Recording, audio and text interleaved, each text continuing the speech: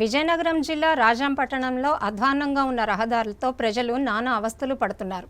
గత ప్రభుత్వ హయాంలో ప్రారంభమైన రహదారి విస్తరణ పనులు ప్రస్తుత ప్రభుత్వ హయాంలో కూడా పూర్తి కాకపోవడంతో వాహనదారులు ఇబ్బందులు పడుతున్నారు. పలు వాహనాలు గుంతల్లో కూరుకుపోయి తరచూ ట్రాఫిక్ సమస్య తలెత్తుతోంది.